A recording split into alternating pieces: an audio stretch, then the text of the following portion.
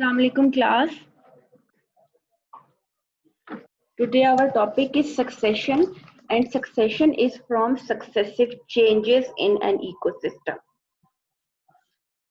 Succession is a sequence of in the community structure of an ecosystem over a period of time. इसका ये मतलब है कि एक ecosystem में with the period of time या with the passage of time changes आती जाती हैं. जैसे क्लाइमेटिक चेंजेस हैं या कोई और वजह हो सकती है, कोई डिजास्टर हो सकता है, कोई कैटास्ट्रॉफीज हो सकती हैं और इनके साथ साथ फिर चेंजेस आती हैं, तो इन चेंजेस को हम कहते हैं सक्सेशन. और सक्सेशन किस में होती है? In the structure of community. Community means कि जितनी भी स्पीशीज हैं उस एरिया में या उस इकोसिस्टम में वो सब मिलकर एक कम्युनिटी बनाएंगी. जितनी भी पॉपुलेशन हैं वो मिलकर कम्युनिटी बनाएंगी और कम्युनिटी जो है उसके अंदर फिर जितनी भी स्पीशीज हैं उन सब के अंदर चेंज, कोई स्पीशीज एलिमिनेट हो जाती हैं, कुछ स्पीशीज ऐसी हैं जो बढ़ जाता है, जिनका नंबर जो कामयाब होती हैं या सक्सेसफुल होती हैं उस इकोसिस्टम में और वो डोमिनेट कर जाती हैं.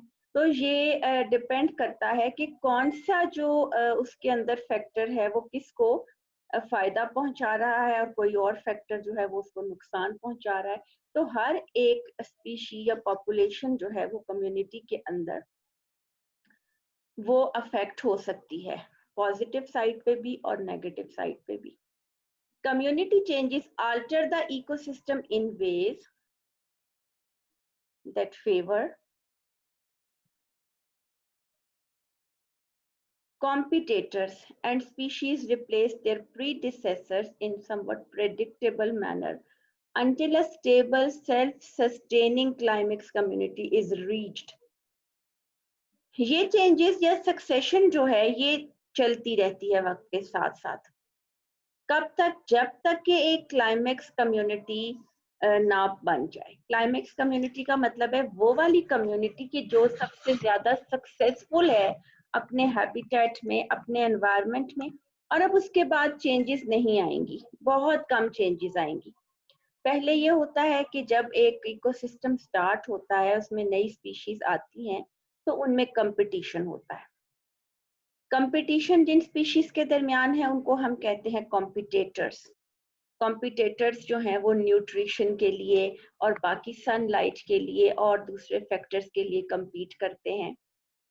जो भी स्पीशीज जो हैं वो सक्सेसफुल होती हैं उस एरिया में, उस हैबिटेट में, वो रह जाती हैं, वो कामयाब होती हैं, वो सक्सेसफुल होती हैं. लेकिन जो वीक होती हैं, जो कंपटीशन में वीक होती हैं, वो आहिस्ता आहिस्ता एलिमिनेट होती जाती हैं और इस तरह से नई स्पीशीज आ जाती हैं और प्रीडिसेसर्स जो हैं वो आहिस्ता आहिस्ता खत्म हो जाते हैं और नई स्पीशीज उनको रिप्लेस करती जाती हैं. और फिर एक वक्त आता है जब तमाम कंपटीशन में जितनी सक्सेसफुल स्पीशीज हैं वो उस हैबिटेट में रह जाएंगी और वो सेल्फ सस्टेनिंग क्लाइमेक्स कम्युनिटी होगी. सेल्फ सस्टेनिंग जो कि अपनी तमाम रिसोर्सेज, अपनी तमाम न्यूट्रिशन को खुद मुकम्मल कर लेती है. It is a kind of community relay in which assemblages of plants and animals replace the earlier ones in a sequence that is at least somewhat predictable. और इसमें प्लांट्स और एनिमल्स दोनों की असेंबली जो है वो काउंट करती है. प्लांट्स और एनिमल्स दोनों रिप्लेस करते हैं अर्लियर वंस को और एक सीक्वेंस में आहिस्ता आहिस्ता चेंजेस आती हैं वक्त के साथ साथ और फिर वो वाले स्पीशीज रह जाती हैं जो कि सक्सेसफुल होती हैं. The precise changes occurring during succession are as diverse as environments in which succession occurs, but certain general stages can be recognized. इसका मतलब ये है कि ये जो changes हैं ये हर तरह के इकोसिस्टम में आती हैं. Succession डेजर्ट में भी होगी, फॉरेस्ट में भी होगी और ओशियानिक इकोसिस्टम्स में भी होगी, ग्रासलैंड्स में भी होगी. और हर एक में अपनी टाइप का जो वहाँ पे कंपटीशन में कामयाब हैं, जो वहाँ पे ज्यादा उस एनवायरनमेंट में सक्सेसफुल हैं, वो वाले प्लांट्स और एनिमल्स सरवाइव करेंगे और आहिस्ता आहिस्ता, लेकिन कुछ ऐसी स्टेजेस हैं जो कि कॉमन होती हैं, और अब हम वो देखेंगे कि वो कौन कौन सी स्टेजेस हैं। और हर एक सक्सेशन जब स्टार्ट होती है, सपोज कि एक बेयर लैंड है जहाँ पे पहले कोई वेजिटेशन नहीं थी, अब वहां पे जो इन्वेडर्स आएंगे उनको हम कहेंगे पायनियर्स। पायनियर्स वो वाले प्लांट्स और एनिमल्स होंगे जो सबसे पहले वहां पे आएंगे और इस्टेब्लिश होंगे। और हमेशा सक्सेशन जो है वो इनिशिएट होती है with the help of few Hardy invaders called pioneers. और एंडिंग इसकी कहाँ पे होती है? With a diverse and relatively stable climax community. तो स्टार्टिंग हर एक इकोसिस्टम की जब सक्सेशन शुरू हुई है तो वो पायनियर से शुरू हुई, और आखिर में खत्म कहाँ हुई? क्लाइमेक्स कम्युनिटी, क्लाइमेक्स, जबकि तमाम स्पीशीज स्टेबल हैं और वो कंपटीशन में सक्सेसफुल रही हैं और अब वो वहां पे कामयाब हैं। सक्सेशन की दो फॉर्म्स होती हैं, एक प्राइमरी सक्सेशन और एक secondary succession. Primary means first, पहले आने वाली, सेकेंडरी मीन्स जो प्राइमरी के बाद आए।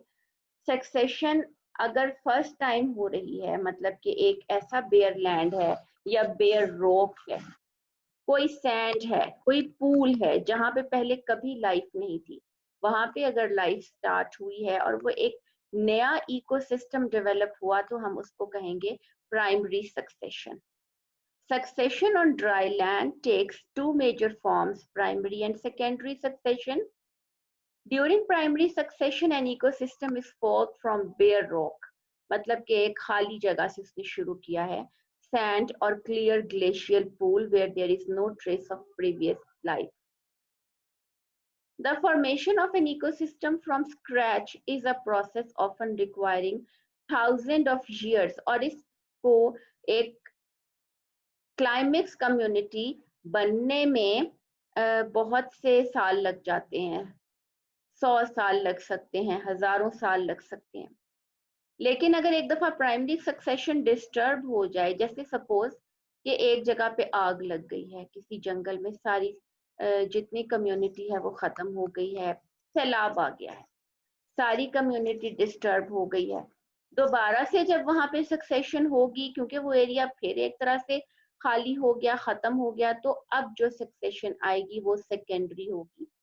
लेकिन सेकेंडरी जो है वो क्योंकि पुराने इकोसिस्टम के डिस्टर्ब होने के बाद आती है, इस वजह से फिर उसको बहुत सा ऑर्गेनिक मैटर मिल जाता है और वो जल्दी इस्टेब्लिश हो जाती है। During secondary succession, a new ecosystem developed after an existing ecosystem is disturbed, as in case of forced fire, जैसे आग लग जाने से, और an abandoned farm field, एक ऐसा फील्ड या ऐसा कोई ग्रास लैंड जो कि सारा खाया जा चुका हो, खाली हो गया हो, और अब वहां पे दोबारा से एक ग्रास लैंड डेवलप हो। Secondary succession happens much more rapidly, secondary succession तेजी से होती है प्राइमरी के मुकाबले में, because the previous community has left it's mark in the form of improved soil and seeds. तो पुराने जो इकोसिस्टम के जो लेफ्ट ओवर्स हैं या सक्सेशन के लेफ्ट ओवर्स हैं वो वहाँ मौजूद थे, उनके सीड्स होते हैं, सॉइल इम्प्रूव्ड होती है, उसमें फर्टिलिटी होती है। तो सेकेंडरी सक्सेशन जो है वो इतना वक्त नहीं लेती और क्लाइमेक्स कम्युनिटी जल्दी क्लाइमेक्स तक जल्दी पहुंच जाती है as compare to the primary. Primary succession starting in a pond is called hydrosere. अगर प्राइमरी सक्सेशन किसी पॉन्ड में है तो हाइड्रोसियर होगी, और अगर किसी ड्राई सॉइल में है या ड्राई हैबिटेट में है तो जीरोसियर होगी। इन दोनों का डिफरेंस आपसे पूछा जा सकता है ऑब्जेक्टिव में कि differentiate between hydrosere and xerosere. Plants growing in xeric conditions, xeric are the dry conditions, जहाँ पानी कम हो, are called xerophytes। जैसे डेजर्ट्स के प्लांट्स होते हैं, कैक्टस वगैरह, उनको हम xerophytes कहते हैं क्योंकि वो कम पानी में अडेप्टेशन है उनके अंदर और वो कम पानी में सरवाइव कर जाते हैं, and they are known as xerophytes, which are able to withstand prolonged period of water shortage। बहुत लंबा भी पानी अगर कमी है तो वो उसमें जिंदा रह लेते हैं। Succulent plant such as cacti, cactus का प्लांट जो कि सकुलेंट फ्लेशी होता है, फ्लेशी का मतलब है कि उसकी स्टेम जो है वो अंदर से फ्लेशी होती है और वो पानी स्टोर करके रखता है। Water stored in large parenchyma tissue, parenchyma is tissue which have thin walled cells, parenchymatous cells. Others have leaf modifications, जैसे लीव्स जो हैं, अगर आप कभी गौर करें कैक्टस के लीव्स जो हैं वो मॉडिफाइड होते हैं इनटू स्पाइन्स ताकि पानी की इवेपोरेशन कम हो। तो सकुलेंट्स जो हैं उनमें आपको अडेप्टेशंस नजर आएंगी। क्या क्या? सपोज पहली अडेप्टेशन के उनकी स्टेम फ्लेशी होती है और वाटर स्टोर करके रखती है, और दूसरी के उनके जो लीव्स हैं वो स्पाइन्स में मॉडिफाई हो जाते हैं to check the evaporation of water. इसके अलावा उनके ऊपर थिक क्यूटिकल होती है ताकि पानी का लॉस कम हो सके, और इसके साथ साथ उनकी स्टेम ग्रीन और फोटोसिंथेटिक होती है। क्योंकि लीव्स तो स्पाइन्स में मॉडिफाई हो चुके हैं, तो अब फोटोसिंथेसिस कैसे होगा? द स्टेम बिकम्स ग्रीन, और इस तरह से स्टेम फोटोसिंथेसिस कर लेती है, और इनके अंदर पेरेन्काइमा टिश्यू होता है जो पानी को स्टोर करके रखता है। Xerosere has the following different stages. अब हमने सक्सेशन की स्टेजेस देखनी है, और सक्सेशन की जो स्टेजेस हैं वो हम ज़ीरोसियर में देखेंगे। आपको दो बातें बताई थी, एक हाइड्रोसियर और एक ज़ीरोसियर। हाइड्रोसियर अगर वाटर में सक्सेशन हो रही हो और एक ज़ीरोसियर अगर वो ड्राई कंडीशंस में हो। तो अब हम शुरू करेंगे सक्सेशन इन द ज़ीरोसियर। और ज़ीरोसियर में अगर आप जहन में लाएं कि एक बिल्कुल ऐसा लैंड है जो पथरीला है या रॉक्स हैं या बिल्कुल बैरन लैंड है और वहां पे अब लाइफ स्टार्ट होगी, तो सबसे पहले कौन से प्लांट्स आएंगे? दे मस्ट बी हार्डी, जो कि ऐसे हों जो हार्ड कंडीशंस में रह सकें और हार्ड कंडीशंस में सरवाइव कर सकें, and they are the pioneers. The first stage is crustose lichen stage. Lichens आपने पढ़े हुए हैं, लाइकन्स जो हैं ये क्रस्ट बनाते हैं ऑन बेयर रॉक्स, और इसमें सिम्बायोटिक एसोसिएशन होती है। मीन्स के एल्गी और फंजाई की ये एक सिम्बायोटिक एसोसिएशन है। एक्चुअली फंगल हाइफी होते हैं जिनके बीच में कोई ना कोई एल्गल फिलामेंट्स जो हैं वो रह रहे होते हैं। एल्गल फिलामेंट्स जो हैं वो उसको फूड प्रिपेयर करके दे रहे होते हैं बिकॉज दे आर फोटोसिंथेटिक, और जो फंगस है वो उसको प्रोटेक्शन देता है और ड्राई होने से बचाता है। तो एक क्रस्ट या हार्ड सी लेयर बन जाती है इसकी, और ये पानी कम हो तो भी जिंदा रह लेते हैं। तो सबसे पहले क्रस्टोज लाइकन्स जो हैं वो आते हैं। लाइकन्स जो हैं वो भी तीन किस्म के होते हैं, क्रस्टोज भी हैं, फॉलिएज भी हैं। फॉलिएज जो है वो जरा पत्तों की तरह होते हैं, और क्रस्टोज जो है वो बिल्कुल एक क्रस्ट बनाते हैं। A crust is any external protective surface, and crustose means crust on the substratum. Substratum surface, कोई भी surface, चाहे वो कोई stone है, कोई rock है, कोई land है। और ये स्पेशल टाइप के लाइकन्स हैं जो ऐसी जगहों पे आके लग जाते हैं और क्रस्ट प्रोड्यूस करते हैं। They can live in extreme conditions. Sometimes their surface is wet due to rain and dew drops. तो बारिश का कोई पानी अगर उन्हें मिल जाए क्योंकि वो ड्राई जगह पे रह रहे हैं, या कोई ड्यू ड्रॉप से वो गीले गीले हो जाते हैं और इस तरह से वो सरवाइव करते हैं, उन्हें पानी मिल जाता है। They absorb water during dry season. They are quiescent or dormant, normally desiccated during dry season. Quiescent और dormant का मतलब है जिनमें ग्रोथ बहुत आहिस्ता होती है या ना होने के बराबर होती है। अब क्या हुआ कि क्रस्टोज लाइकन स्टेज ने रॉक्स को थोड़ा थोड़ा सॉफ्ट किया, क्योंकि इनके राइजोइड्स जो हैं वो उसके अंदर मूव कर गए, और इनका जो डेथ और डिके हुआ, कुछ जल गए, कुछ खत्म हो गए, उनका जो एक फर्टिलिटी भी उनकी वजह से इंक्रीज हुई, उनका ऑर्गेनिक मैटर उसमें शामिल हो गया। तो अब उसमें थोड़ा सा बेहतर हो गया है उसका स्टफ, और उसमें और प्लांट्स आके इन्वेट कर सकते हैं और सरवाइव कर सकते हैं।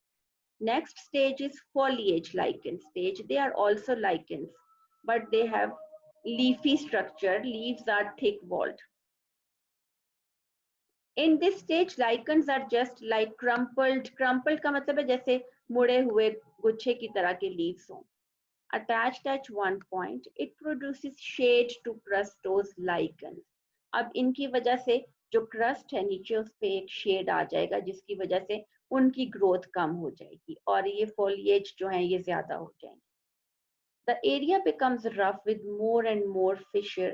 Fissure का मतलब है कि cuts आना शुरू हो जाते हैं soil में, depressions बनने शुरू हो जाते हैं. और foliage lichens जो हैं उनमें examples हैं dermatocarpon और Parmelia की. At this stage, other plants invade called moss stage because now soil is more porous with some litter of lichens. अब soil और soft हो गई है थोड़ी सी. उसमें लिटर का मतलब है डेड ऑर्गेनिक मैटर लाइकन्स का जो है वो जमा हो गया है और उसकी फर्टिलिटी इंक्रीज हो गई और वो पोरस हो गई है और अब इसमें और प्लांट्स भी आके रह सकते हैं जैसे मॉसिस. ये थर्ड स्टेज है मॉसिस की. मॉसिस जो कि फर्स्ट ईयर में मैंने आपको पढ़ाए थे, मार्केंशिया, फ्यूनेरिया, ये हमने तमाम मॉसिस पढ़े थे फर्स्ट ईयर में. ये वो मॉसिस हैं और इसमें एग्जाम्पल है पॉलीट्राइकम टॉर्ट्यूला. और ये लाइकन्स के साथ अब इनमें कंपटीशन शुरू हो गया वाटर के लिए और ज्यादा डीप पेनिट्रेशन के लिए as compare to the lichens, adding more humus to the soil.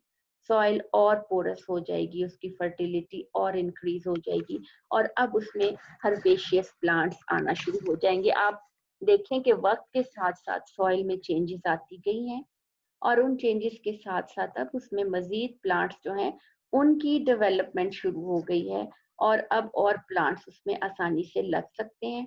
Next stage herbaceous stage. Small seedlings of herbaceous plants now established due to more availability of moisture, humus and soil for anchorage. अब soil क्योंकि थोड़ी porous और soft हो गई है उसमें और roots की एंकरेज हो सकती है, उसमें ह्यूमस है, उसमें मॉइस्चर है और अब छोटे छोटे हर्बेशियस प्लांट्स जो कि हर्ब लाइक हैं, सॉफ्ट हैं, वो उसमें इस्टेब्लिश हो सकते हैं. तो अभी तक आपने 4 स्टेजेस पढ़ ली: crustose lichen stage, foliage lichen stage, moss stage, and then herbaceous stage. Now come to the next stage, which is the shrub stage. Herbs के बाद अगला नंबर shrubs का आता है और फिर आएंगे woody trees. श्रबी प्लांट्स अब आना शुरू हो गए, उन्होंने इन्वेट किया और वो वहां पे कामयाबी से लग भी गए और अब उन्होंने ग्रोथ शुरू कर दी. Shrubby plants now start growing, dominating, shadowing herbaceous plants, which die to add more humus. और जब शेड आएगा shrubs की वजह से, क्योंकि shrubs जो हैं उनका शेड होता है, तो herbs को धूप नहीं मिलेगी, रोशनी नहीं मिलेगी, वो आहिस्ता आहिस्ता खत्म होंगी, वो कम हो जाएंगी, उनमें से सिर्फ वो रहेंगी जो कंपटीशन में सक्सेसफुल होंगी और इस तरह से उनकी डेथ से और ऐड हो जाएगा ह्यूमस सॉइल में और फर्टिलिटी और बढ़ जाएगी और सॉफ्टनेस आ जाएगी. आखिर में आएगी क्लाइमेक्स कम्युनिटी. अब वो ट्रीज जो सबसे बड़े और डोमिनेटिंग होते हैं एक इकोसिस्टम में, उन्हें हम क्लाइमेक्स कहते हैं. The soil is improved to an extent that it is now allow the growth or establishment of woody plants. तो अब woody plants आगे लग गए. The shade of these plants inhibits the growth of most plants other than mosses, lichens, ferns. तो आहिस्ता आहिस्ता जब ये बड़े होंगे, बड़े ट्रीज आएंगे तो इनके शेड से बाकी के पौधे कम हो जाएंगे क्योंकि उन्हें धूप नहीं मिलेगी. Woody plants dominate and this stage in succession remain essentially the same if nothing changes in the environment to upset the balance. और ये वो ट्रीज हैं जो हमेशा कामयाब रहेंगे और हमेशा इसी तरह मौजूद रहेंगे और अगर इनको कोई डिस्टर्ब नहीं करेगा तो ये क्लाइमेक्स कम्युनिटी बनाएंगे. It is a stable stage in succession.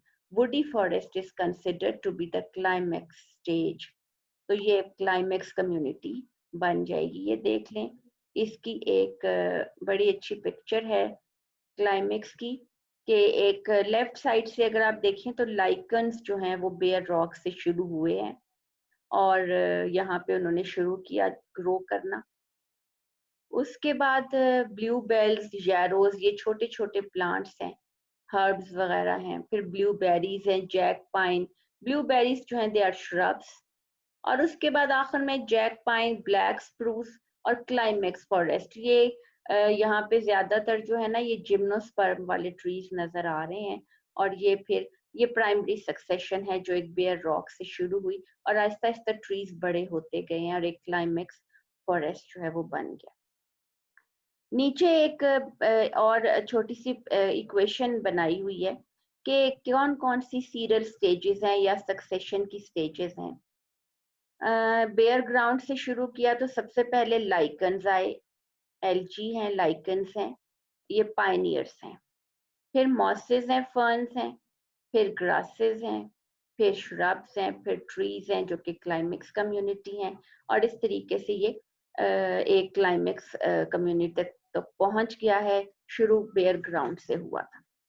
तो हर एरिया में जहाँ पे भी आपको बहुत बड़े बड़े फॉरेस्ट नजर आते हैं, हो सकता है कई हजारों साल पहले वो वहां पे ऐसे ना हो, वहां पे बेयर लैंड्स हो और आहिस्ता आहिस्ता वहां पे इसी तरह सक्सेशन हुई हो। और अब आपको जो इतने इतने बड़े फॉरेस्ट नजर आ रहे हैं वो अब क्लाइमेक्स कम्युनिटी है। और क्लाइमेक्स कम्युनिटी तक पहुंचने में उनको बहुत अरसा लगा है, वो एक दिन में या कुछ अरसे में नहीं बना, वो बहुत से साल लगते हैं, उसको सदियां लगती हैं, फिर वो एक क्लाइमेक्स कम्युनिटी तक पहुंचते हैं।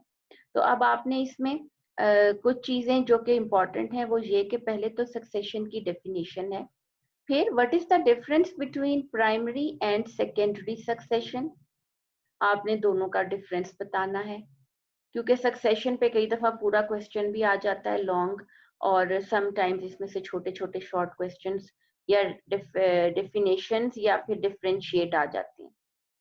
फिर उसके बाद अगली चीज इंपॉर्टेंट है, what is the difference between hydrosere and xerosere, ये बताएंगे। और फिर उसके बाद what are the different stages in a xerosere. अब xerosere means succession in dry conditions, और ड्राई कंडीशंस के अंदर आपने बताना है कि कौन कौन सी स्टेजेस हैं जो कि एक पाइनियर से या लाइकन से शुरू होती हैं और क्लाइमेक्स कम्युनिटी तक चलती हैं, और उसके बाद एक क्लाइमेक्स आने के बाद फिर वो डिस्टर्ब नहीं होता, उसी तरह रहता है। अगर किसी और फैक्टर की वजह से वो डिस्टर्ब ना हो जाए, जैसे कोई कैटास्ट्रॉफीज हैं या कोई और वजह हो सकती है, या कोई आग लग गई है या कोई और इसके रीजंस हैं, अगर वो डिस्टर्ब नहीं होता तो वो क्लाइमेक्स की कम्युनिटी इसी तरह मेंटेन रहेगी। चलें इसको पढ़ें, और अब मैं आपको आज थोड़ा सा काम दूंगी और आपने वो काम करके फिर मुझे व्हाट्सएप पे उसकी पिक्चर भेजनी है। आपको कुछ छोटी छोटी डेफिनेशंस जो हैं वो दे रही हूँ, और वो आपने करके फिर मुझे काम भेजना है। ओके गर्ल्स, अल्लाह हाफिज।